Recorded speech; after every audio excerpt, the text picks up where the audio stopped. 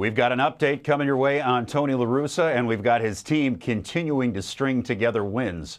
Plus, a crazy day in college football, and the center of the craziness was South Bend, Indiana, and not in a good way if you're a Notre Dame fan. Stay with us. We'll explain and we'll show you much more next in sports.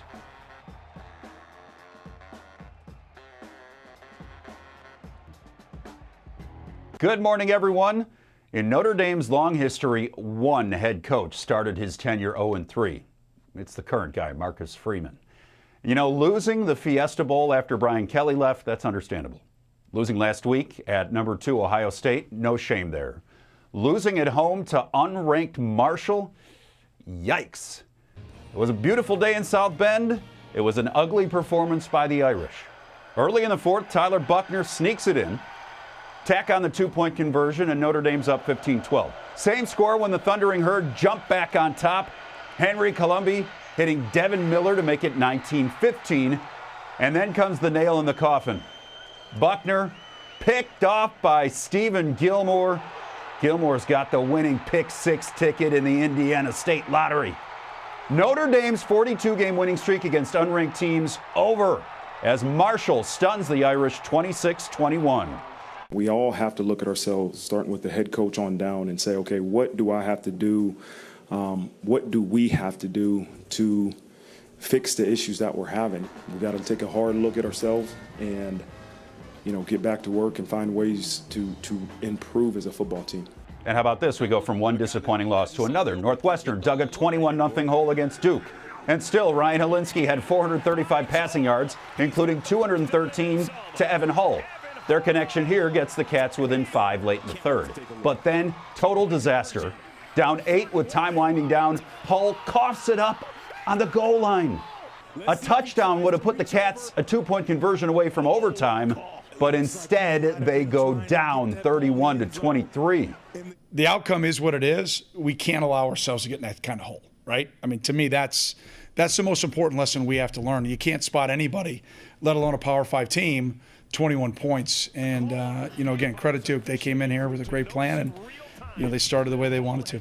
Meanwhile, the Illini got Virginia in Champaign, and they got some big-time payback after a blowout loss to the Cavs last season. First quarter, Tommy DeVito to Michael Marquez, 39 yards and an easy score to make it 14-3.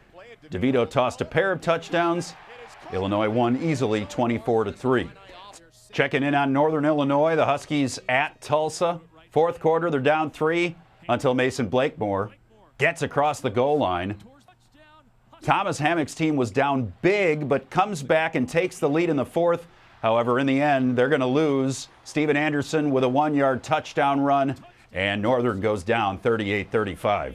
It's been a long wait, but it's just about over. We are hours away from the Bears kicking off the 2022 season this afternoon against the Niners. Finally, we're going to get a real look at what Justin Fields can do in this new offense.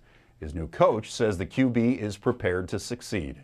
I just think he's ready to go, and I think the coaches have done a great job of preparing him to be ready, and he's excited. There's different levels that you get into the game. Excited means that you're ready, you're focused, you're prepared, and you're ready to do it, and that's where I think he is. We know where Tony La Russa is. He's in Oakland. His doctors cleared him to travel there for this afternoon's ceremony honoring Dave Stewart, his former star pitcher with the A's. Doctors have not, however, cleared him to manage. He's going to travel back to Chicago with the Sox after today's game. Yesterday afternoon with Miguel Cairo at the controls, the Sox went for 4 in a row. This guy's been a revelation since joining the team. Elvis Andrus, 3-run blast in the second. His 5th homer in 21 games with the Sox. Lance Lynn gets the win as the Sox roll 10-2. Southsiders have got something cooking. I'm telling you, they just playing and they know what is at stake. They know we're better than what we showed before. And I'm telling you, they know that every day they go out there, we're going to have a chance. Here in town, the Cubs facing the Giants. Before the game, Pat Hughes and Jose Cardinal taking their place in the team's Hall of Fame. Joey Bart clobbering a 2-run homer off Marcus Stroman in the second. 4-1 Giants at that point. They were on their way to a 5-2 win. Finally, at the U.S. Open, there is a new women's singles champ, but she's got a familiar name. Iga Swiatek claimed her second slam of the year and her third overall. The #1 player in the world looking the part in a straight sets win.